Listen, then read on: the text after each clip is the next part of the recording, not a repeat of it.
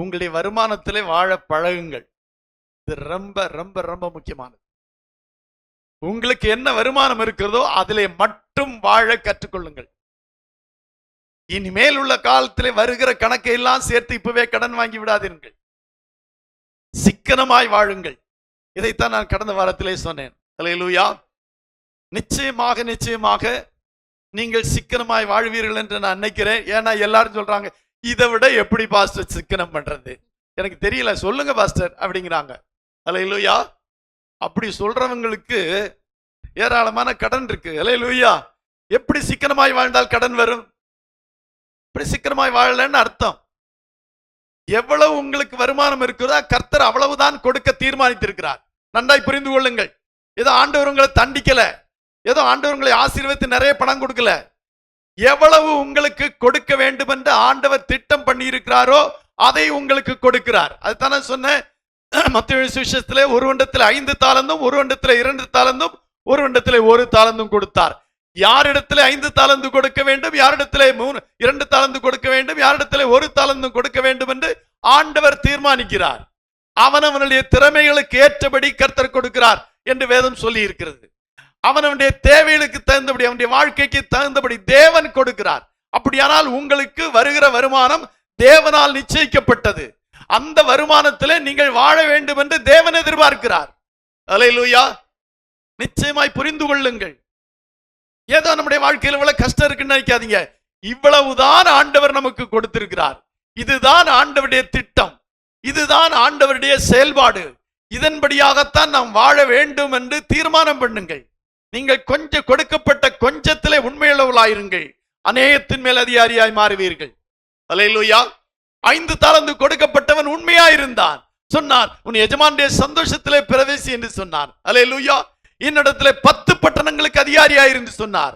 5 தாலந்தை இன்னும் 10 தாலந்தாய் மாற்றினவனிடத்துல நீ 10 பட்டணங்களுக்கு அதிகாரி என்று சொன்னார். அல்லேலூயா.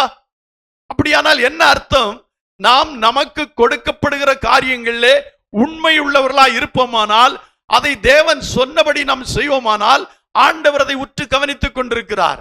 இந்த மகனுக்கு இந்த மகளுக்கு இன்னும் தேவை இருக்கிறது, இன்னும் கொடுக்கிற காரியத்தை, கொடுக்கிற பணத்தை சரியாக செலவு செய்வார் என்பதை அறிந்தால், ஆண்டவருக்கு அது தெரிந்தால், ஆண்டவர் உங்களுக்கு அதிகமான வருமானத்தை கொடுப்பார். அதிலும் உண்மையாயிருந்தால் இன்னும் அதிகமானதை கொடுப்பார். அல்லேலூயா. அல்லேலூயா.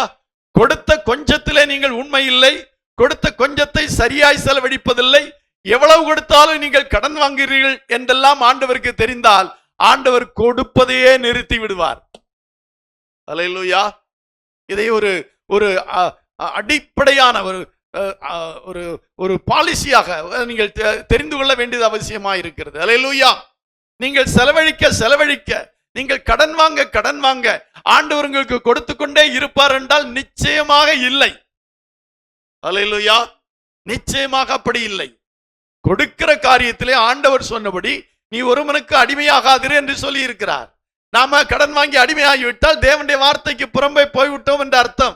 எப்படி ஆண்டவர் நம்மை ஆசீர்வதிக்க முடியும்? கொஞ்சம் யோசித்து பாருங்க. நம்முடைய பிள்ளைகள் நாம் கொடுக்கிற பணத்தை சரியாக கையாள்வார்களானால், நாம் மீண்டும் மீண்டும் அந்த பிள்ளைகளுடைய கருத்துல இன்னும் அதிகமான பணத்தை கொடுப்போம். அதான உண்மை. நம்முடைய பிள்ளைகளுடைய கருத்திலே ஒரு 100 ரூபாய் கொடுத்து இதை செலவு செய்ய என்று கொடுத்து விட்டோம்.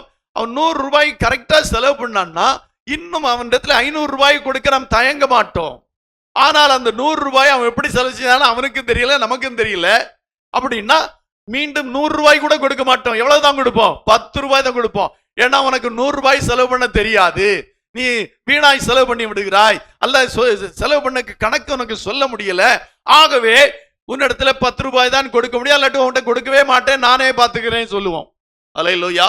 சில வீடுகளிலே சொல்ல கேட்டிருக்கிறேன், பாஸ்டர் ஒரு வருஷம் அவர்கிட்ட கொடுத்து பார்த்தோம் பாஸ்டர், 10,000 ரூபாய் கடன் ஆனதுதான் மிச்சம், அதனால இப்போ நானே செலவு பண்ண ஆரம்பித்தேன் என்று சொன்ன சகோதரர்களை பார்க்கிறேன்.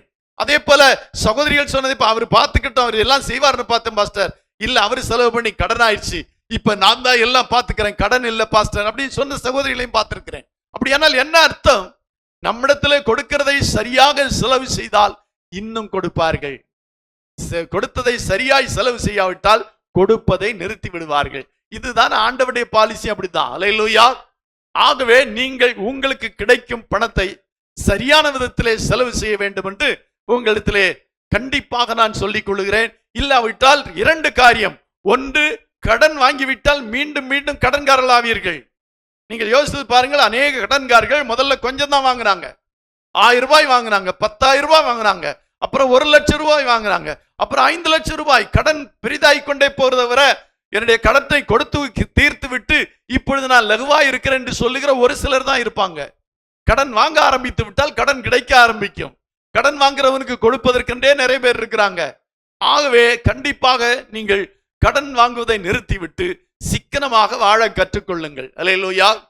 நீங்க சந்தோஷப்படுறீங்களோ இல்லையோ, சென்னையிலிருந்து ஒரு சவர் வந்திருந்தார் 2 மணிக்கு. பாஸ்டர், போன வாரம் செய்தி ரொம்ப சூப்பர் பாஸ்டர், ஒவ்வொன்னா சொன்னீங்க பாருங்க, அந்த பர்சன்டேஜ் கணக்கு சொன்னீங்க பாருங்க, அந்த சேமிப்பு காரியம் சொன்னீங்க பாருங்க, இதெல்லாம் உற்று கவனித்தேன்.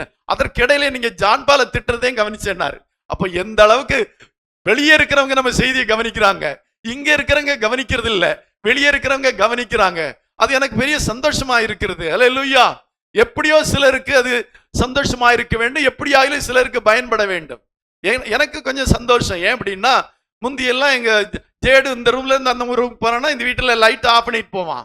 கடந்த சில நாட்களாக அது இல்லை. ஆனா ஞாயிற்றுக்கிழமை செய்தி கேட்ட பிறகு அது அவன் மறுபடியும் செய்ய ஆரம்பித்திருக்கிறான். அல்லேலூயா. ஒரு சிக்கனம் தான். நான் சொல்றேன்னா 200 யூனிட் வரை 4 ரூபாய் என்றால் 201 ஆகிவிட்ட என்றால் 8 ரூபாய் என்னது மின்சார கட்டணம் அதிகமாகிறது. ஒரு டக்குன்னு ஒரு சுவிட்ச் போட்டா போதும். அப்படின்னா யோசித்து பாருங்க, நீங்கள் வீணாக எரியும் ஒரு நிமிடத்திற்காக நீங்கள் 500 ரூபாய் 600 ரூபாய் அதிகமாய் கொடுக்க வேண்டியதாகிறது. சிக்கனம் பண்ணி கற்றுக்கொள்ளுங்கள் என்று உள்ளத்திலே சொன்னேன். சிக்கனமாக வாழ கற்றுக்கொள்ளுங்கள். சிக்கனம் தான் பெரிய வருமானம் என்று ஒருவர் சொல்லுகிறார். அல்லேலூயா. ஒருவேளை உங்களால் 2 காரியம் சொன்னேன். ஒன்று, உங்களுடைய வருமானங்களை பெருக்க வேண்டும், இல்லாவிட்டால் சிக்கனமாக வாழ வேண்டும். வருமானங்களை பெருக்குவதற்காக ஒரு சௌரனிடத்தில் வந்து ஒரு யோசனை கேட்டார். அது கொஞ்சம் செலவுள்ள யோசனையாக இருந்தது. கொஞ்சம் பணம் செலவு செய்து ஒரு வியாபாரத்தை துவங்குவதாக அவர் சொன்னார், ஒரு வியாபாரத்தில் ஈடுபடுவதாக சொன்னார். ஆனால் அந்த பணம் அவருடைய கரத்தில் இல்லை, அதை கடன் வாங்குவதாக சொன்னார். அப்ப நான் அவர்கிட்ட சொன்னேன், வருமானத்தை பெருக்குவதற்கு வழி தேட வேண்டும், ஆனால் கடன் வாங்கி வழி தேடக்கூடாது. அல்லேலூயா. உங்க கையில 10 ரூபாய் இருந்தா நீங்க இன்னும் 10 ரூபாய் கடன் வாங்கி ஒரு வியாபாரத்தை துவங்கலாம். சுத்தமா பணமா இல்லை அப்படின்னா 20 ரூபாயும் கடன் வாங்கி நீங்க என்ன செய்யக்கூடாது, வியாபாரத்தை துவங்க கூடாது. இதெல்லாம் ஒரு ஸ்ட்ராட்டஜி அப்படின்னு சொல்லுவாங்க. இப்படி எல்லாம் நீங்கள் கற்றுக்கொண்டால் தான் உங்களுடைய வாழ்க்கையில ஆசீர்வாதமா இருக்க முடியும், சந்தோஷமா இருக்க முடியும். அதான் கடன்பட்டான் நெஞ்சம் போல கலங்கினான் இலங்கை வேந்தனான். கடன்பட்டான் நெஞ்சம் போல கலங்கினான் இலங்கை வேந்தன் அப்படின்னு ஒரு பழமொழியா என்ன சொல்லுவாங்க. அல்லேலூயா. கடன்பட்டான் நெஞ்சம் இருக்குதே, அதை சொல்லவே முடியாது. நிம்மதியா தூக்கம் வராது, நிம்மதியா சாப்பிட முடியாது, நிம்மதியா எங்கேயும் போக முடியாது, எதையுமே யோசிக்க முடியாது. கடன். அல்லேலூயா. ஆகவே கடன்பட்டவர்களாக இராதீர்கள் என்று உங்களுக்கு நான் சொல்லிக் கொள்ளுகிறேன். அல்லேலூயா. உங்க பிள்ளைகள்கிட்ட ஒவ்வொரு பொறுப்பை கொடுங்க. டே, யாரும் இல்லாத ரூம்ல எந்த லைட்டு அந்த ஃபேன் ஓடக்கூடாது, ஆஃப் பண்ணுன்னு ஒரு பையன்கிட்ட உங்களுடைய அந்த பொறுப்பை கொடுங்க. இன்னொரு பிள்ளைகிட்ட சொல்லுங்க, டைம் மேனேஜ்மெண்ட். 10 மணி ஆச்சுன்னா மெயின் ஆஃப் பண்ணிரு. எதை ஆஃப் பண்ணிரு? சில வீட்டுல பாக்குறோம் 11 ஒரு வெட்டி பேச்சு பேசிய 11:30 மணி வரை லைட் போட்டு இருக்காங்க. வெறும் வெட்டி பேச்சு. அவங்களுக்கு தூக்கம் வராது. ஏன்னா பகலெல்லாம் தூங்கிருக்காங்களே. பகலெல்லாம் தூங்குறதுனால இப்ப 11 மணி ஆனாலும் என்ன வர மாட்டேங்குது, தூக்கம் வர மாட்டேங்குது. அப்புறம் அது கூட ஒரு டிவியும் போட்டுக்கிறது. இங்க 10:30 மணி வரை லைட் எரியுது. வேஸ்ட் தானே. ஒரு டைம் தீர்மானம் பண்ணுங்க. 9 மணிக்குள்ள சாப்பிட்டு படுக்கணும். நல்ல பழக்கம். early to bed ரொம்ப நல்ல பழக்கம். ஆகவே 9 மணிக்கு நீ லைட் ஆஃப் பண்ணிருடா. அப்பா திட்டினாலும் சரி, அம்மா திட்டினாலும் சரி, ஒருத்தருக்கு பொறுப்பை கொடுத்துருங்க. அவன் என்ன செய்யணும், 9 மணிக்கு லைட் ஆஃப் பண்ணி, நீங்க சாப்பிட்டுட்டு இருந்தாலும் அவன் லைட் ஆஃப் பண்ணிடணும். அல்லேலூயா. 4 நாள் அப்படி செஞ்சு பாருங்க. அல்லேலூயா. அதுல ஒரு ஒழுக்கம் வரும். Time management. ஒரு பையன்கிட்ட ஒருத்தங்கிட்ட என்ன செய்யுங்க, ஒரு கரண்ட் மேனேஜ்மெண்ட், இபி மேனேஜ்மெண்ட். ஒருத்தங்கிட்ட டைம் மேனேஜ்மெண்ட். இத்தனை மணிக்கு எழுமணும், இத்தனை மணிக்கு லைட் போடணும், இதை செய்யணும், அது செய்யணும், வீணான லைட் எல்லாம் ஓடக்கூடாது அப்படிங்கிற ஒரு கொடுங்க. ஃபுட் மேனேஜ்மெண்ட் ஒருத்தர் எடுத்துக்கொள்ளுங்க. ஆமா, ஃபுட் மேனேஜ்மெண்ட். என்ன செய்யக்கூடாது, வீணான ஆகாரத்தை செய்து எங்கேயும் கொண்டு கொட்டக்கூடாது, வேஸ்ட் பண்ணக்கூடாது. அல்லேலூயா. நம்முடைய முன்னோர்கள் எல்லாம் எந்த ஆகாரத்தையும் எந்த சாப்பாட்டையும் வெளியே கொண்டு கொட்டுனது இல்லை. அல்லேலூயா. என்றால் அது காலையில பழங்கஞ்சி நல்ல கஞ்சிங்கிறாங்க. பெரிய பெரிய கண்டுபிடிப்புகாரர்கள் எல்லாம் காலையில பழங்கஞ்சி சாப்பிடுறது நல்லது அப்படிங்கிறாங்க, இரவிலே தண்ணி ஊற்றி வைத்து. ஆனா அந்த பழக்கம் எல்லாம் நம்ம விட்டு போயிடுச்சு. பழங்கஞ்சியா அப்படிங்கிறாங்க, அது நல்லது, உடலுக்கு நல்லது என்று சொல்லுகிறார்கள். ஆனால் நமக்கு இன்றைக்கு ஒன்று இருக்கிறது, என்ன? ஃப்ரிட்ஜ். அல்லேலூயா.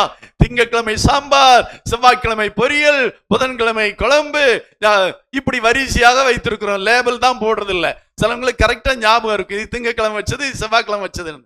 கடைசியில சனிக்கிழமை எல்லாத்தையும் எடுத்து கொட்டுவாங்க.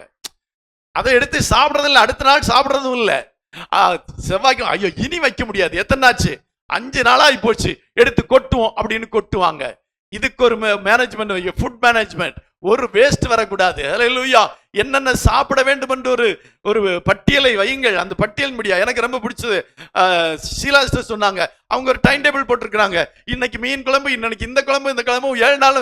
ரொம்ப சூப்பர். நமக்கு நம்ம ஆளுகளுக்கு குழம்பு என்னன்னு டிசைட் பண்றதுக்கே 1/2 மணி நேரம் வேணும். இன்னைக்கு என்ன குழம்பு வைக்கிறது அப்படின்னு டிசைட் பண்றதுக்கே எவ்வளவு நேரம் வேணும்? 1/2 மணி. என்னடா வைக்கலாம், அதை எடுத்து பார்க்கறது, இதை எடுத்து பார்க்கறது, இது காஞ்சி போகுது, இது அழுகி போகுது, எதடா வைக்கிறதுன்னு 1/2 மணி நேரம் டீ குடிச்சிட்டே உட்கார்ந்து என்ன யோசிக்கிறது தெரியுமா? இன்னைக்கு என்ன குழம்பு வைக்கிறது, 1/2 மணி நேரம் யோசிப்பாங்க. அல்லேலூயா. இதையெல்லாம் தவிர்த்து விடுங்கள். நேரமே படுக்க செல்லுங்கள். அது நல்ல ஒரு பழக்கம். அதனால நீங்க நேரமே எழும்ப முடியும். நீங்க 11-11:30 மணிக்கு படிச்சுட்டா காலையில 6 மணிக்கு எந்திரிக்க முடியுமா? முடியவே முடியாது. அதனால நேரமே பெட்டுக்கு போங்க, கரண்ட் மிச்சம். அல்லேலூயா. அதனால காலையில நேரமே எழும்ப முடியும். அப்படியாக உங்களுடைய வாழ்க்கை காரியங்களை மாற்றி விடுங்கள். அல்லேலூயா. ஆமா, கடன், இன்றைக்கு பலவிதமான கடன்கள் இருக்கிறது, அப்படித்தானே? பலவிதமான கடன், வீட்டுக்கடன், வண்டிக்கடன், வட்டிக்கடன், துணிக்கடன், அப்புறம் கல்வி கடன், இப்படி கடன், நிறைய கடன்கள் இருக்குது. நிறைய பேருக்கு நிறைய கடன் இருக்குது. அல்லேலூயா.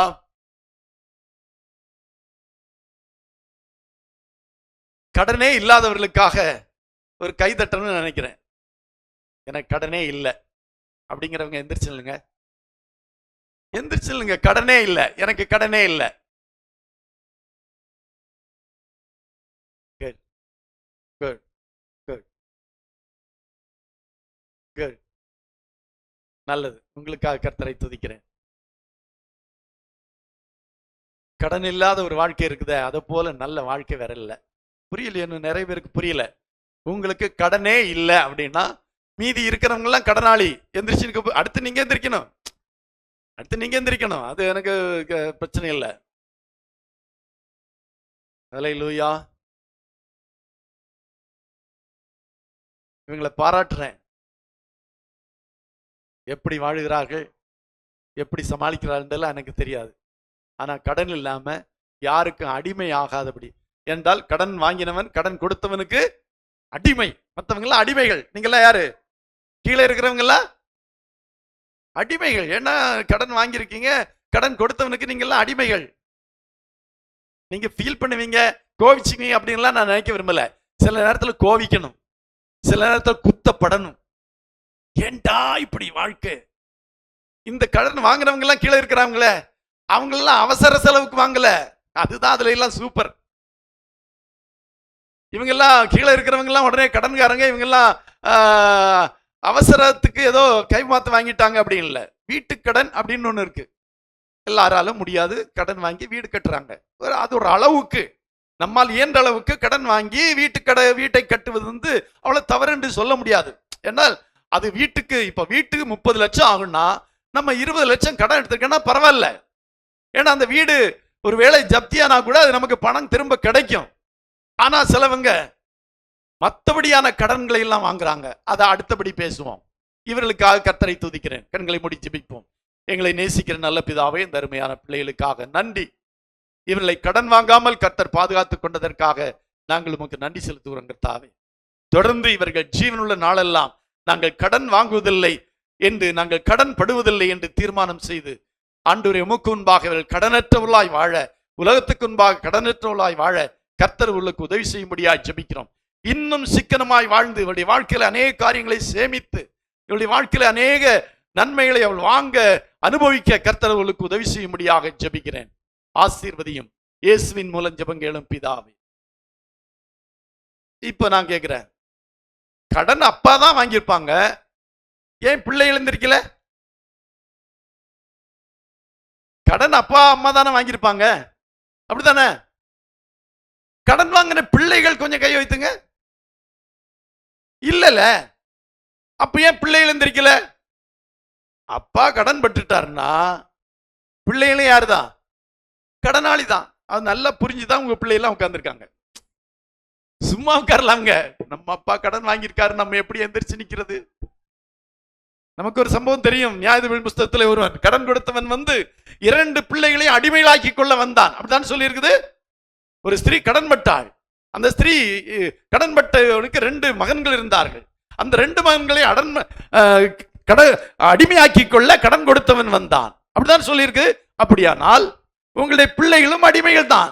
ஏன் அப்படிப்பட்ட கடன்களுக்கு போனீர்கள்? ஏன் அப்படிப்பட்ட கடனாளிகள் ஆனீர்கள்? இப்ப நான் போன வாரத்துல உங்களுக்கு கடனை பத்தி எல்லாம் பேசினேன். ஒரு வாரத்துல பேசி முடிக்க முடியாது, ஆனா டைம் இல்லை.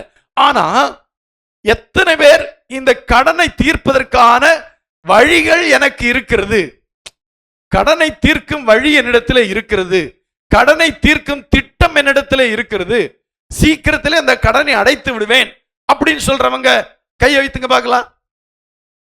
பரவாயில்ல, ஓகே, குட், நல்லா கை வைத்துங்களா. நான் பார்த்துக்கிறேன்.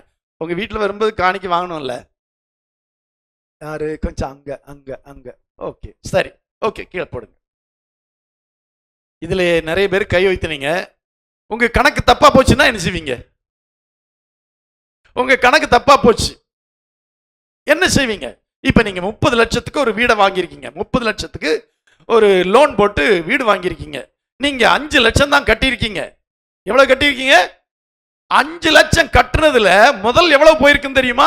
1 லட்சம் கூட போயிருக்காது. 4 லட்சம் வட்டி தான். அப்படியானால் நீங்க பேங்குக்கு இன்னும் எவ்வளவு கட்ட வேண்டி இருக்கும்? 34 லட்சம் கட்ட வேண்டிய. 30 லட்சம் வாங்கியிருந்தா 29 லட்சம் நீங்க கட்ட வேண்டி இருக்கும். உங்களுக்கு தெரியுமா? முதல் 10 வருடங்களுக்கு நீங்கள் கட்டுறது எல்லாமே வட்டி தான். அதற்கு பிறகுதான் அசல்லே கட்டுறீர்கள். முதல் 10 வருடத்துல மிக மிக சொற்பமான தொகை தான் அசலுக்கு போகிறது. அப்ப நீங்க எப்படி இதை கட்டி முடிப்பீர்கள்? இப்போ ஒரு யோசனை சொல்லுகிறேன். யாராவது வீட்டுக்கடன் வாங்கினால் அந்த வீட்டுக்கடனுக்கு எம்ஓடி என்று சொல்வார்கள். அந்த எம்ஓடியை முழு கடனுக்கும் செய்யுங்கள். நம்ம ஆளுங்க என்ன செய்யறாங்க தெரியுமா? 30 லட்சம் கடன் வாங்கினா அந்த பிரீமியம் கட்டுறத அவாய்ட் பண்றதுக்காக 10 லட்சம் மட்டும் கடனை போட்டுட்டு எம்ஓடி பண்ணிட்டு 20 லட்சத்தை எம்ஓடி போட மாட்டாங்க. ஏதாயிலும் ஒன்று நேர்ந்தால் உங்களுக்கு கிடைக்க போறது எவ்வளவுதான்? 10 லட்சம் தான். 30 லட்சத்திற்கு நீங்கள் அதை எம்ஓடி பண்ணியிருந்தீங்கன்னா 30 லட்சமும் உங்களுக்கு கிடைக்கும். உங்கள் கடன் நிவர்த்தி ஆகிவிடும். ஆகவே உங்களால என்ன கட்ட முடியும்? நீங்க அதான் எவ்வளவு பெரிய காணா ஒரு கல்யாண வீட்டிலே அந்த கல்யாணத்தை நடத்துகிற அந்த வீட்டாருடைய கணக்கு தப்பா போயிடுச்சு. ஏன் திராட்சரசம் குறைவுபட்டது? கணக்கு தப்பா போச்சு. இவ்வளவு பேர் வருவாங்கன்னு நினைச்சோம், இவ்வளவு பேர் வந்துட்டாங்க, என்ன செய்யறது? கணக்கு தப்பாயிரும். நம்ம இப்படி பண்ணுவோம், கணக்கு இப்படி பண்ணி அப்படி பண்ணி அப்படி பண்ணி அடைச்சிடலாம். சிலவங்க ஒரு குத்து மதிப்பு. என்ன மதிப்பு? குத்து மதிப்புனா என்ன? கட்டிடலாம், செஞ்சிடலாம், அடைச்சிடலாம். Never do it. ஒரு காலம் செய்யாதீங்க. வேதம் சொல்லி இருக்கிறது, ஒருவன் கோபுரத்தை கட்ட மனதாயிருந்து செல்லும் செலவை கணக்கு பார்க்காமல் இருப்பானோ. அப்படின்னா செல்லும் செலவை கணக்கு பார்க்கணும். இந்த வீடு கட்டி முடிப்பதற்கு என்ஜினியர் சொல்லுவான், 20 லட்சத்துல முடிச்சிடலாம் சார், நீங்க 2 லட்சம் மட்டும் கொடுங்க சார், 18 லட்சம் லோன் போட்டுடலாம் சார் அப்படிமா. அதுக்கு பிறகுதான் அவன் தன்னுடைய வேலையை ஆரம்பிப்பான். என்ன அதுக்கு கொடுக்கணும், இது கொடுக்கணும், 2-3 லட்சம் வேண்டி வரும், தேவை வரும். அப்படி ஒரு 5 லட்சம் அதுல ஒரு கடன் ஆயிடும். 5 லட்சம் கடன் ஆயிடும். இங்கே 18 லட்சம் வீட்டு கடன் ஆயிரும். அப்ப யோசித்து பாருங்க. இனி வீடு கட்டுகளாவது தங்களால் கட்டி முடிக்க முடியுமா? பிள்ளைகளை கடல்ல ஆழ்த்தாதீங்க. பையன் கட்டிக்குவான், அவன் எப்படியாவது கட்டிக்குவான், நான் வீடு கட்டிட்டேன்னா அவன் எப்படியாவது கட்டிக்குவான், அப்படி எல்லாம் சொல்லாதீங்க. உங்களால அந்த வீட்டு கடனை கட்ட முடியும்னா நீங்க வீடை கட்டுங்க. இல்லாட்டி வாடகை வீட்டில் இருக்கிறது தப்பே கிடையாது. நான் சொல்லுவேன், பெரிய கடனாளியா இருப்பதை விட எதுல இருக்கலாம்? வாடகை வீட்டில் குடியிருக்கலாம். அதுல எந்த தப்பும் கிடையாது. உலகத்துல கோடிக்கணக்கான ஜனங்கள் வாடகை வீட்டில் இருக்கிறாங்க. சொந்த வீடு இருக்கிறதை காட்டிலும் அதிக வாடகைக்கு விடுகிற வீடுகள் தான் இங்கே கட்டப்பட்டிருக்கிறது அதிகமாக. அப்ப யோசித்து பாருங்க. கண்டிப்பாக நீங்கள் கடன் வாங்குவதை தயவு செய்து விட்டு விடுங்கள். என்னதான் ஆனாலும் இனிமே கடன் வாங்குறது இல்ல. இந்த இருக்கிற கடனை அடைப்பது வரையிலே என்ன செய்யறது இல்ல, சாப்பிடுறதே இல்லை. என்னது என்னது என்னது எல்லாம் ஒரு மாதிரி எல்லாம் ஒரு மாதிரி இருக்கிறீங்க. கடனை கட்டி முடிக்கிறது வரை சாப்பிடுறதே இல்லைன்னா செத்து போங்கல்ல பாஸ்டர். செத்து போ. நான் சொல்றது நல்லா புரிஞ்சு, சிக்கனத்தை சொல்லுகிறேன். சில செலவுகளை சுருக்குங்கள். சிக்கனமாய் வாழ்ந்து எவ்வளவு சீக்கிரம் அந்த கடனை கட்டி முடிக்க முடியுமோ அவ்வளவு கட்டி முடியுங்கள். தகப்பன் தான் கடன் பெற்றிருக்கிறார் என்றால், கணவன் தான் கடன் பெற்றிருக்கிறார், மனைவியும் சேர்ந்து உழையுங்கள், பிள்ளைகளும் சேர்ந்து உழையுங்கள். எவ்வளவு சீக்கிரம் இந்த கடனை கட்டி முடிக்க முடியுமோ அவ்வளவு சீக்கிரமா கட்டி முடிப்போம். அதுவரை நாங்க புது துணி எடுக்கிறது இல்ல, ஹோட்டலுக்கு போறது இல்ல, வீணான செலவுகள் செய்கிறது இல்ல. அப்படியே அவ்வளவுதான், வயிற்றுக்கு வாய்க்கு சாப்பிட்டுட்டு இந்த கடனை எவ்வளவு சீக்கிரம் கட்டி முடிக்க முடியுமோ அவ்வளவு சீக்கிரம் கட்டி முடிச்சிடணும்னு ஒரு முடிவெடுங்க. அல்லேலூயா. சொல்றது உங்களுக்கு புரியுதா? தகப்பனும் தாயும் பிள்ளைகளும் உட்கார்ந்து டிஸ்கஸ் பண்ணணும். டேய், நமக்கு 20,000 ரூபாய் வீட்டு கடன் கட்ட வேண்டி இருக்கு. நம்முடைய வருமானம் 30,000 ரூபாய் தான். 10,000 ரூபாயில நம்ம செலவு பண்ணணும். அதுக்கு மேல செலவு பண்ணா இன்னும் கடன் ஆயிட்டு இருக்குதோ. கடனுக்கு அப்புறம் வட்டி கடன் வாங்கணும், அப்புறம் கடன் பெருசாயிட்டே இருக்கும். என்ன செய்யலாம் அப்படின்னா, இனிமேல் நம்முடைய செலவுகள் இப்படித்தான் இருக்கணும். இன்னென்ன காரியங்களுக்கு தான் செலவு பண்ணணும், இன்னென்ன காரியங்களுக்கு செலவு பண்ணக்கூடாது. மீதம் இருக்கிற 10,000 ரூபாயிலே நம்முடைய குடும்பத்தை நடத்தணும். அதுல இன்னென்ன காரியங்கள் எதிர்காலத்தில் வருவதற்கு இருக்கிறது. உனக்கு கல்யாணம் பண்ணணும், அவளுக்கு கல்யாணம் பண்ணணும், உன்னை படிக்க வைக்கணும், அவனை படிக்க வைக்கணும். இதுக்கெல்லாம் பணம் வேணும். கொஞ்சம் உட்கார்ந்து டிஸ்கஸ் பண்ணுங்க. குடும்பத்துல உட்கார்ந்து டிஸ்கஸ் பண்ணுங்க. கணவன் மனைவி பிள்ளைகளும். சில பிள்ளைகளுக்கு தெரியவே கூடாது, அப்பனுக்கு கடன் இருக்குன்னு பிள்ளைக்கு தெரியக்கூடாதான். இதுதான் மோசமான காரியம். தனக்கு எவ்வளவு கடன் இருக்கிறது தன்னுடைய பிள்ளைகளுக்கும் தெரியணும். அவங்களும் அந்த கடனை உணரணும். நாளை சொல்லுவாங்க, எங்க அப்பா கடன் பட்டு இந்த வீட்டை கட்டினாருன்னு. இல்லாட்டி பிள்ளைகளுக்கு தெரியாது அப்பா எப்படி வீட்டை கட்டினாருன்னு. வாயை கட்டி வைத்த கட்டி அப்படின்னு முந்தைய காலத்துல சொன்னாங்க. அப்படின்னா என்ன அர்த்தம்? வாயை கட்டி வைத்த கட்டினாதான் முன்னேற முடியும், கடன் இல்லாம வாழ முடியும். ஆகவே தயவு செய்து சொல்லுகிறேன், இந்த விதமான கடன்கள் இல்லாதபடி நீங்கள் உங்களை காத்துக்கொள்ள வேண்டியது அவசியமா இருக்கிறது. அல்லேலூயா. இப்ப நான் சொன்னேன் என்னென்ன கடன் என்று உங்களுக்கு சொன்னேன். என்னென்ன கடன்? வீட்டுக்கடன், வண்டி கடன். இது இந்த வீட்டுக்கடன் கொஞ்சம் ஓகே அப்படின்னா, உங்களால கட்ட முடிஞ்ச அளவு நீங்க லோன் எடுத்திருந்தீங்கன்னா அது ஓகே. இல்லாவிட்டால் அதை குறைக்க வழி பாருங்கள். கடனுக்கு மேல் கடன் கொடுக்க பேங்க்காரங்க வந்து சொல்லுவான், உங்க கடன் ஓரளவுக்கு பாதி வந்துருச்சுங்க, இன்னும் என்ன எக்ஸ்டெண்ட் பண்றதுக்காக ஒரு 5 லட்சம் கடன் வாங்குமா. இப்படி நம்மளை கடன்காரன் ஆக்குறதே பேங்க்காரண்டி வேலை. நம்ம சரியா கட்டுறவங்களா இருந்தா நம்மளை இன்னும் கடன்காரன் ஆக்கிட்டே போவாங்க. நீங்க மேல கட்டுங்களேன், ஐடியா கொடுக்கறதுக்கு 1000 பேர் இருப்பான். இன்னும் மேல கட்டுங்களேன், வாடகைக்கு விடலாமே, எவ்வளவு வந்துடும். நீங்க 15 லட்சம் போட்டு மேல வீடை கட்டி மாசம் நீங்க 15,000 ரூபாய் எங்க கட்டணும்? பேங்க் கட்டணும். வாடகை எவ்வளவு கிடைக்கும்? 5,000 ரூபாய் கிடைக்கும். மீதி 10,000 அம்போதான். யோசித்து பாருங்க. ஐடியா நிறைய பேர் கொடுப்பாங்க. அந்த வீடு இருக்கு, நல்லா இருக்கு, அது எப்படியாவது கட்டு. எப்படியாவதுனா எப்படி கட்டுவேன்? அதான் இந்த எப்படியாவது அப்படிங்கிறதெல்லாம் ஏற்றுக்கொள்ள முடியாத உண்டு. இப்படி கட்டலாம் அப்படின்றால் செய்யுங்க, எப்படியாவது கட்டலாம் என்றால் அதை செய்யாதீங்க தயவு செய்து. அது மாதிரி வண்டி கடன். தேவையான ஒரு வண்டி நமக்கு வேணும், ஒரு குடும்பத்தில் ஒரு வண்டியாவது வேணும், தேவைதான். ஆனா அது பெருங்கடன் பெற்று வண்டி வாங்காதீங்க. இன்னைக்கு பாத்தீங்களா, இந்த இப்போ ஒரு வாஸ்தம், ஒரு இது வாஸ்தம் பாருங்க. எங்க பேசு புதிய மோட்டார் வாகன சட்டம். அந்த புதிய மோட்டார் வாகன சட்டம் என்ன சொல்லுது? சிறுவர்கள் ஓட்டினால் 5 வருடத்திற்கு 18 வயதுக்கு மேல் அவர்களுக்கு 25 வயது வரை என்ன கிடைக்காது? லைசன்ஸ் கிடைக்காது. பெற்றோர்களுக்கு 5 வருடம் வரையிலும் சிறை தண்டனை. பையன் கேட்கிறான்னு லைசன்ஸ் இல்லாம பசங்களுக்கு வண்டி வாங்கி கொடுத்துட்டீங்க அப்படின்னா நீங்களும் உள்ள போகணும். பையன் கேட்கத்தான் செய்வான், எது வேணும்? புல்லட் வேணும், அந்த புல்லட்ல அது வேணும், இது வேணும் கேட்பான். இதெல்லாம் நீ சம்பாதிச்சு வாங்க வேண்டியது. என்னால இதைத்தான் வாங்கி தர முடியும், இது போதும் அப்படின்னு சொல்லுங்க. 18 வயது ஆவதற்கு முன்பாக உங்களுடைய பிள்ளைகளையோ உங்களுடைய பையன்களையோ, அதாவது லைசன்ஸ் இல்லாம வண்டி ஓட்ட விடாதீங்க. கண்டிப்பா கொடுக்காதீங்க வண்டி வாங்கி கொடுக்காது மட்டும் இல்ல, வேற வண்டி ஓட்ட விடாதீங்க. எந்த வண்டி ஓட்டினாலும் அந்த வண்டியின் உரிமையாளருக்கு தண்டனை, இந்த பையனுக்கு தண்டனை, பெற்றோருக்கு தண்டனை. சட்டம் ரொம்ப கடுமையாய் வந்துருச்சு. அதனால தயவு செய்து 18 வயதாகாம, அப்படி மட்டும் இல்ல, லைசன்ஸ் வாங்காமல் உங்கள் பிள்ளைகளுக்கு என்ன கொடுக்காதீங்க, வண்டியை கையில கொடுக்கவே கொடுக்காதீங்க. அல்லேலூயா. அப்புறம் வட்டிக்கடன், தயவு செய்து வட்டிக்கடன், வெளியில வட்டிக்கடன் வாங்காதீங்க. வட்டியை கொடுக்கறதுக்கு வட்டிக்கடன் வாங்குறவங்க எல்லாம் இருக்கிறாங்க. எப்படி இருக்கு, எப்படி அவங்க எனக்கு தெரியல, அவங்க எப்படி ஜெபம் பண்ணுவாங்க, எப்படி பைபிள் படிப்பாங்க, எப்படி வேத வசனம் அவங்களுக்குள்ளாக கிரியை செய்யும். நீங்க ஆண்டவருடைய சமூகத்துல காத்திருந்தாதாங்க ஆண்டவர் செய்கிற அற்புதத்தை நீங்கள் பெற்றுக்கொள்ள முடியும். உங்களுக்கு தேவை வந்த உடனே போய் கடன் வாங்கிட்டா, தேவை வந்த உடனே ஒரு வட்டி கடனை போய் வாங்கிட்டீங்கன்னா, ஆண்டவர் உங்களுக்கு எப்படி உதவி செய்கிறார் என்பது எப்படி நீங்கள் அறிய முடியும்? ஆண்டவருடைய சமூகத்தில் காத்திருங்கள். ஆண்டவர் உங்களுக்கு ஒரு அற்புதம் செய்யும் வரை காத்திருங்கள். அந்த தேவைகளை கர்த்தர் அற்புதமாய் சந்திப்பார். அல்லேலூயா. கடந்த நாளிலே, அதாவது என்னுடைய பேங்க் அக்கௌண்ட் இதுவரையில் பேங்க் அக்கௌண்ட் துவங்கி எத்தனை வருஷம் இருக்கும்? 50 வருடம், 55 வருடம், 50 வருடம் குறைஞ்சிருக்கும். இதுவரையில பிலோ என்ன பேலன்ஸ், மெயின்டெனன்ஸ் என்ன மெயின்டெனன்ஸ், மினிமம் பேலன்ஸ் கீழே போனதில்லை. கடந்த மாதத்திலே அந்த நெருக்கடியான சூழ்நிலை அப்பதான் புரிஞ்சோம். கடன் பட்டா நெஞ்சம் மட்டும் இல்ல, பர்சு காலியானவன் மனசும் எப்படி இருக்குன்னு அப்பதான் தெரிஞ்சது. என் நண்பர் சொல்வார், பையில பர்ஸ்ல பணம் இருந்தாலே அது ஒரு தில்லு தான், அது ஒரு தைரியம் தான் பாரு. நானும் சும்மா அப்போ சொல்லுவதை கேட்டுட்டேன். கடந்த மாதத்துல தான் எனக்கு அந்த சூழ்நிலை வந்த போதுதான் பணம் இல்லாவிட்டால் எப்படி கலங்குவோம் என்று தெரிஞ்சது. அப்படி கலங்கி கொண்டிருந்த போது போன வாரம் ஒருத்தர் இருந்தாரு, போன வாரம் 2-3 நாளைக்கு முன்னால் வந்தாரு.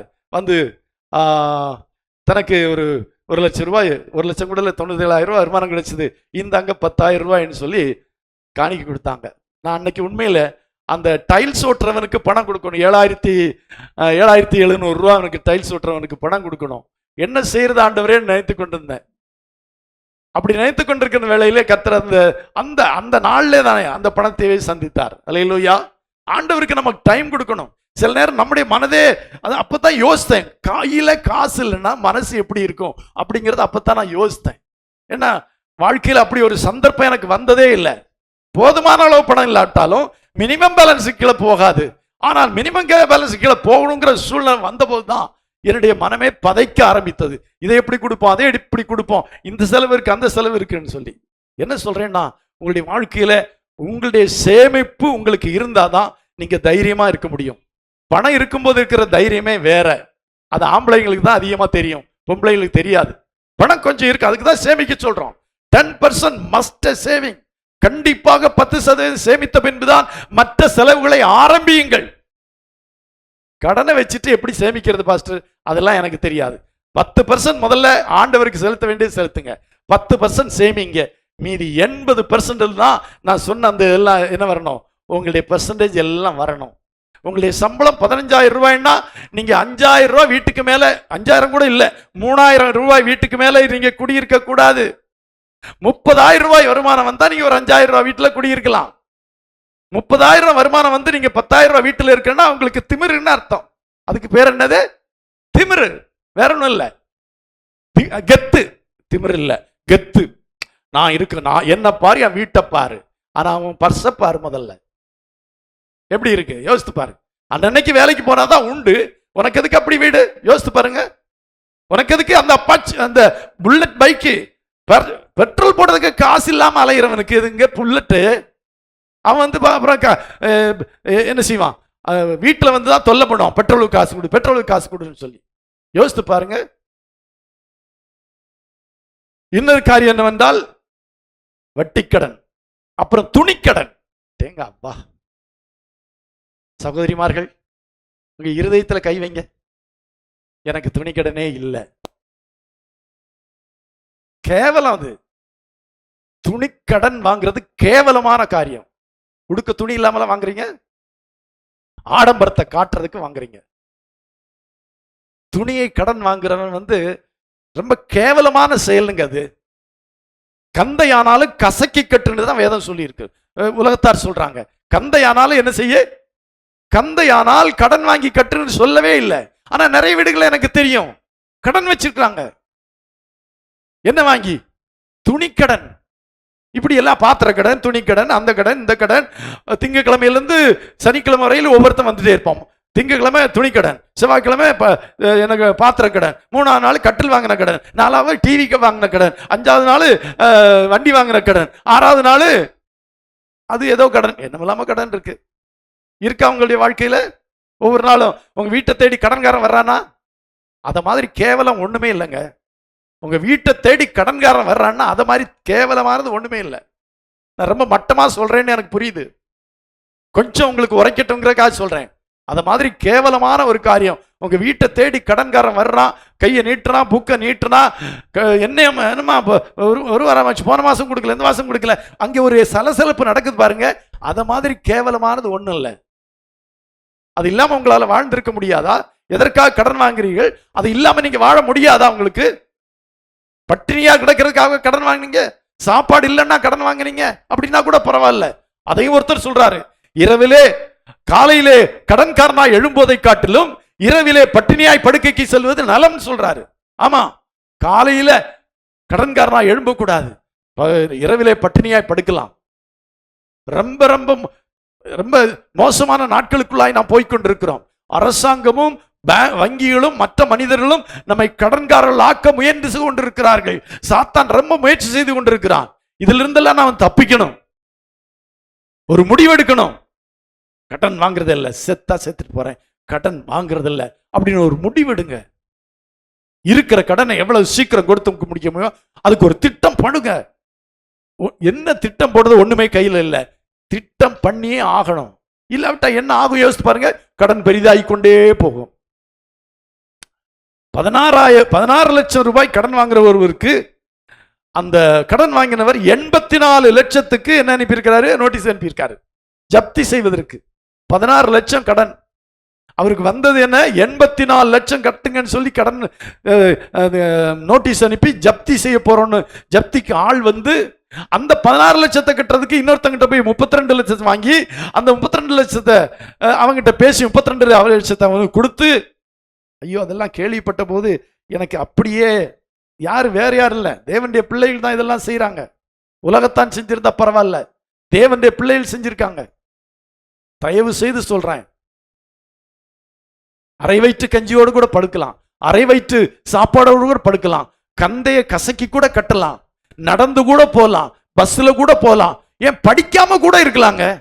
கல்வி கடன் வாங்குறாங்க, கல்வி கடன். ஏங்க பிள்ளைகளை இப்படி கடன்காரர்கள் ஆக்குறீங்க? அதுவும் படிக்காத பிள்ளைகளுக்கு. நல்லா படிக்கிற ஒரு பிள்ளை, வசதியே இல்லை, இந்த பிள்ளை படிச்சு வந்தா அடுத்தவளுக்கு ஃப்ரீ சீட் கிடைக்கும் அல்லது அவளுக்கு ஒரு நல்ல வேலை கிடைக்கும், உறுதியாய் கிடைக்கும்னா ஓகே, நீங்க ஒரு பேங்க் லோன் போட்டு படிக்க வைக்கிறது நல்லது. ஆனா அந்த பிள்ளைக்கு வாழ்க்கைக்கே நீங்க ஒரு 10 வருஷம் கடனை வச்சு கட்டுறீங்கன்னா என்ன அர்த்தம்? அந்த பிள்ளைய முதல்ல இருந்தே கடன்காரனா வாழ வைக்கிறீங்க, அப்படிதானே அர்த்தம்? யோசித்து பாருங்களேன். ஏன் பிள்ளைகளையும் கடன்காரங்கள் ஆக்குறீங்க? ஏன் இன்னொரு ஃப்ரீ கோர்ஸ் எடுத்து வெறும் லிட்டரேச்சர் படிச்சவங்க, வெறும் பிகாம் படிச்சவங்க பெரிய நிலைமைக்கு? என்னுடைய பையன் பிகாம் தான், வெறும் பிகாம். அவன் ஒரு கம்பெனியுடைய வைஸ் பிரசிடென்ட் ஆகும்படியாய் கர்த்தர் உதவி செய்தார். ஏன் அப்படி செய்வார் ஆண்டவர்? ஏன் கடன் வாங்கி பிள்ளைகளை கடன்காரன் ஆக்குறீங்க? இதெல்லாம் ரொம்ப யோசிக்க வேண்டிய காரியம், ரொம்ப ரொம்ப யோசிக்க வேண்டிய காரியம். தயவு செய்து கடன் வாங்குவதிலிருந்து விடுங்கள். அல்லேலூயா. கடனை தீர்க்க ஏதாயிரம் ஒரு திட்டத்தை நீங்க செய்யணும், கண்டிப்பா செய்யணும். நான் ஒரு நாள் உங்ககிட்ட கேட்பேன், தனித்தனியா, இப்படி இல்லை கூட்டத்தில் இல்லை, உங்களுக்கு எவ்வளவு கடன் இருக்குது, அந்த கடனை கட்டுவதற்கு என்ன திட்டம் வச்சிருக்கீங்க அப்படின்னு உங்ககிட்ட எல்லாம் கேட்பேன். நீங்க எனக்கு கரெக்டா சொல்லணும். ஏன்னா உங்களை கடன்காரர்களாக வாழ வைக்க விரும்புகிறேன், அதுக்கு ஒரு திட்டம் வச்சிருக்கிறேன். ஆனா என்கிட்ட மட்டும் ஒரு எவ்வளவு லட்சம், 5, 7, 10, 15, 20, 25, ஒரு 50 லட்சம் இருந்தா போதும். 50 லட்சம் இருந்தா கூட போதும், உங்களை கடன்காரன் இல்லாம வச்சிடலாம். ஆண்டவர் கொடுத்தாருன்னா 50 லட்சத்தை கொடுத்து உங்களை எல்லாம் கடன்காரன் இல்லாம பண்ணிடலாம். ஆனா அடுத்த மாசமே நீங்க 51 லட்சம் வாங்கிருவீங்க. இப்படி கடன் கொடுக்குற ஆள் இருந்தா அப்புறம் வாங்குறதுக்கு என்ன வேணும்? அதனால அது நடக்காது. ஆனா எப்படியா நீங்கள் கடனற்றவர்களாய் வாழணும்னு நான் நினைக்கிறேன். நான் வாழ்ந்திருக்கிறேன், இப்ப மட்டும் இல்லை, எப்பவுமே கடனற்றவனாய் வாழ கர்த்தர் எனக்கு உதவி செய்திருக்கிறார். அல்லேலூயா. அதனால தான் சொல்றேன், நான் வாழ்ந்து காட்டாமல் எதையும் செய்யாமல் உங்களுக்கு சொல்ல மாட்டேன். இவ்வளவு பெரிய ஒரு ஆலயத்தை கட்டி இருக்கிறோம், கடன் வாங்காமல் கட்டும்படியாக கர்த்தர் உதவி செய்தார். பலரும் யோசனை சொன்னாங்க, பலருக்கு இன்னும் சில காரியம் பெண்டிங் இருக்கு, காம்பவுண்ட் வால் மற்ற காரியங்கள்லாம் இருக்கத்தான் செய்து, செஞ்சுக்கலாம், மெதுவா செய்யலாம், ஒன்றும் பிரச்சனை இல்லை. ஆனாலும் கடன் வாங்கி செய்யறதுக்கு மனதில்லை. அல்லேலூயா. சரி, போதுமா? இதுக்கு மேல என்ன பாஸ்டர் வேணும்?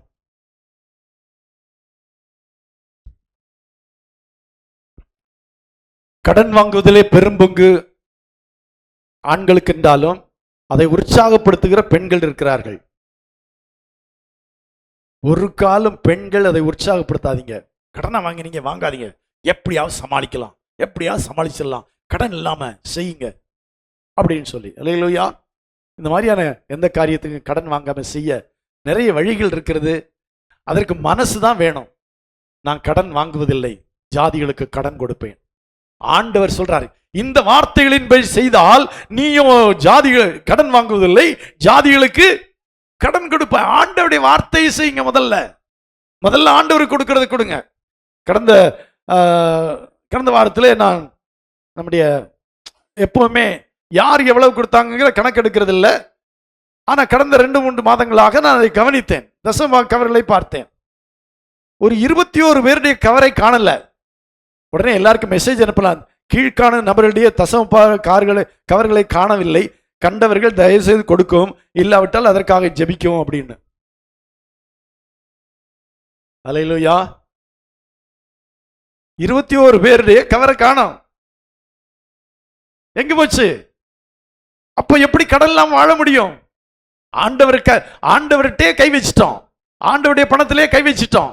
ஆண்டவர் சொல்றார், நீங்கள் எல்லாரும் ஆசீர்வதிக்கப்பட்டவர்கள், ஏனென்றால் என்னை நீங்கள் என்ன செய்தீர்கள்? வஞ்சித்தீர்கள். ஆகவே நீங்கள் எல்லாரும் யாரு? ஆசீர்வதிக்கப்பட்டவர்கள். அப்படித்தான் சொல்லி இருக்குது. ஆசீர்வதிக்கப்பட்டவர்களே, நீங்கள் எல்லாரும் என்னை வஞ்சித்தீர்கள். எதிலே வஞ்சித்தோம் என்று கேட்கிறீர்கள்? தசமபாகத்திலும் காணிக்கையிலும் தானே. ஆகவே நீங்கள் எல்லாம் ஆசீர்வாதமாயிருப்பீர்கள், உங்களுடைய நிலம் நல்லா விளையும், உங்களுடைய வருமானம் பெருகும். அப்படித்தானே சொல்லியிருக்கு.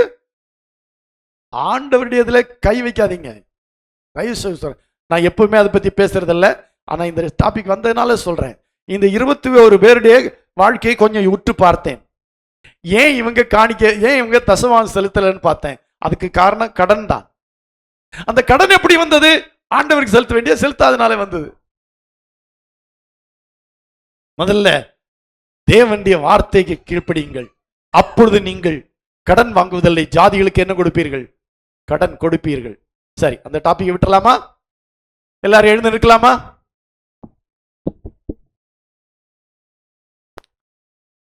எல்லாரும் எழுந்து நிற்போம். அப்பா, மழை பெஞ்சு கொஞ்சம் மாதிரி இருக்கா? அப்படியா? தயவு செய்து நீங்க உங்களை எல்லாம் என்னுடைய பிள்ளைகளாகத்தான் கருதுகிறேன். என்னுடைய பிள்ளைகள் கடனற்றவர்களா இருக்கணும். கடனற்றவர்களா இருந்து நான் சொல்லியிருக்கேன், நம்முடைய சபை உங்களுக்கு ஒரு உத்தரவாதம் கொடுக்கிறது. நம்முடைய சபை உங்களுக்கு ஒரு உத்தரவாதம் கொடுக்கிறது. என்ன? 2 காரியம். உங்களுக்கு உணவுக்கு குறைவு வந்தால் இந்த சபை உங்களுக்கு உணவளிக்கும். உங்களுக்கு உடுக்க உடை இல்லாதிருந்தால் இந்த சபை உங்களுக்கு உடுக்க உடை கொடுக்கும். மாற்று கருத்தே இல்லை. கடன் கொடுக்கிறதுக்காக இந்த மாசம் எல்லாத்தையும் கடனுக்கு கொடுத்துட்டேன் பாஸ்டர், சாப்பாட்டுக்கு இல்லை, நான் கொடுக்கிறேன். எங்களுக்கு உடுத்த உடை இல்லை பாஸ்டர், நான் கொடுக்கிறேன். இந்த சபை உங்களுக்கு கொடுக்கும். ஆனால் நீங்க கடனற்றவர்களா இருக்க வேண்டும் அப்படின்னு நான் விரும்புகிறேன். பவுல் சொல்ற மாதிரி தான், நீங்கள் கடனற்றவர்களா இருக்க விரும்புகிறேன் நான். அதற்கான வழிவகைகளை தெரிந்து கொள்ளுங்கள், அதற்கான வழிவகைகளை தீர்மானம் பண்ணுங்கள். உங்களுடைய வாழ்க்கையில சேமித்து ஏதாயிலும் உங்களுடைய எதிர்காலத்திற்காக, பிள்ளைகளுக்காக சேமித்து வைக்க பழகுங்கள். வயதுக்கு வந்த பிள்ளைகள் இருக்கிறார்கள், 2 பிள்ளைகள் இருக்கிறார்கள். வயதுக்கு வந்த பிள்ளைகள் கையில பார்த்தா ஒண்ணுமே இல்லை. எப்படி அவர்களுக்கு திருமணம் செய்து வைப்பார்கள்?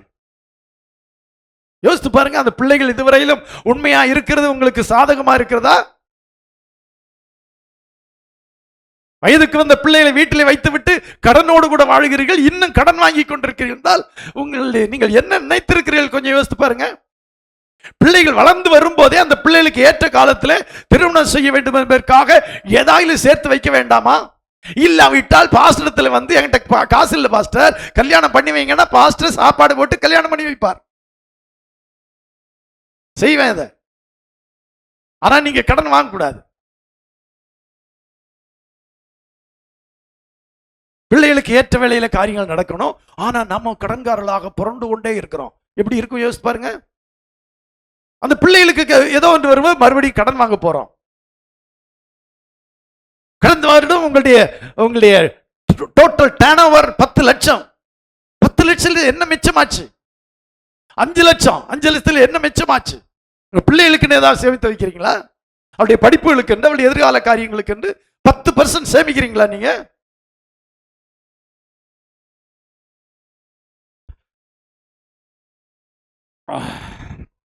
சரி, எல்லாரும் கண்களை மூடி